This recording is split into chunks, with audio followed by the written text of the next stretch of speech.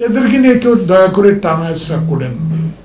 এরা আমাদের সম্পদ, এরা আমাদের ইতিহাস, এরা আমাদের ঐতিহ্য।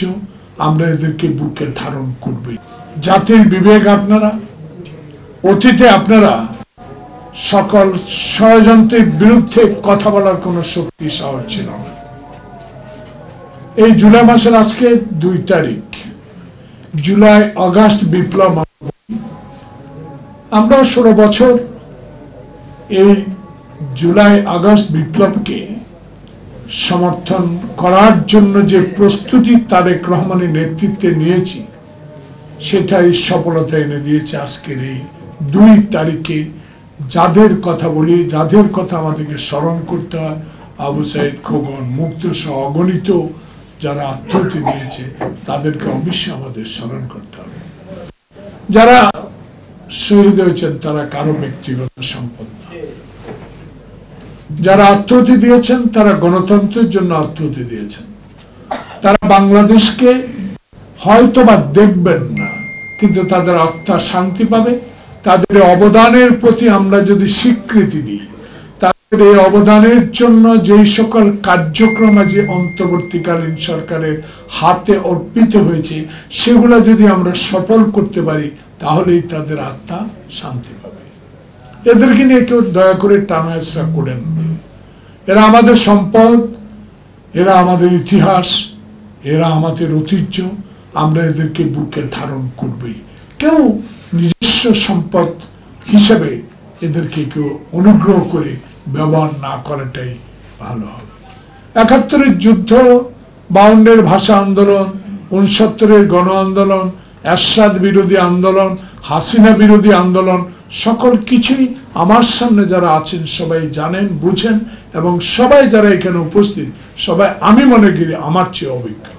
কিন্তু আমি বলতে পারি, যারা গণতন্ত্রের কথা বলে গণতন্ত্রকে গলা টিপে হত্যা করেছে, তাদের বিরুদ্ধে কোনো কথা সালাম আমাদের জামাল বলতে পারেনি।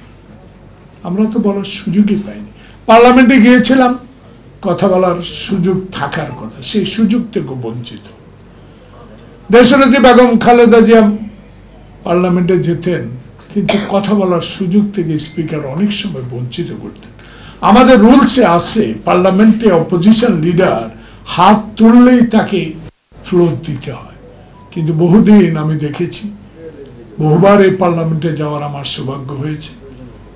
সেটা আমার কারণে নয়, শহীদ জিয়ার ধানের শীষের কারণে। আমি দেখেছি স্পিকারদের দলীয়করণের কারণে এই পার্লামেন্টও হাসিনার আমলে স্বাধীনভাবে চলতে পারে নাই।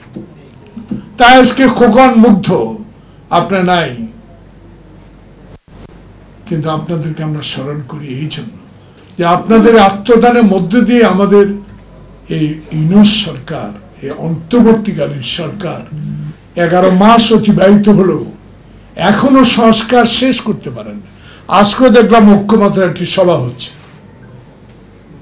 কবে ঐক্যমত হবে? কবে নির্বাচন হবে? কবে সেই হাসিনা বিরোধী আন্দোলনে যারা জীবন উৎসর্গ করেছে, যে জন্য উৎসর্গ করেছে সে গণতন্ত্র, সেই নির্বাচন আমরা কবে ফেরত পাব? অনিশ্চিত, কিন্তু একটা প্রত্যাশা, একটা আশার আলো মানুষের মনে জেগেছে। প্রফেসর ইউনূস সাহেব যখন লন্ডনে আমাদের নেতার সাথে সাক্ষাৎ করেছে, সারা বাংলাদেশের মানুষ খুবই খুশি হয়েছে।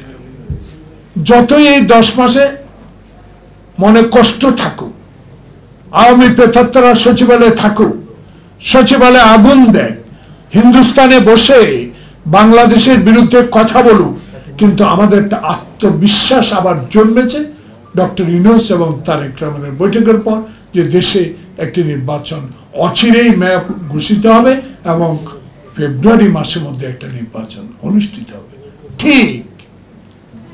ঠিক আবার মঈন ফখরুদ্দিনের মতো শুধু খালেদা জিয়া হাসিনাকে মাইনাস করার কথা আপনারা শুনেছেন। এই মঈন হাসিনার উদ্দেশ্য ছিল শুধু খালেদা জিয়াকে, বিএনপিকে মাইনাস করা।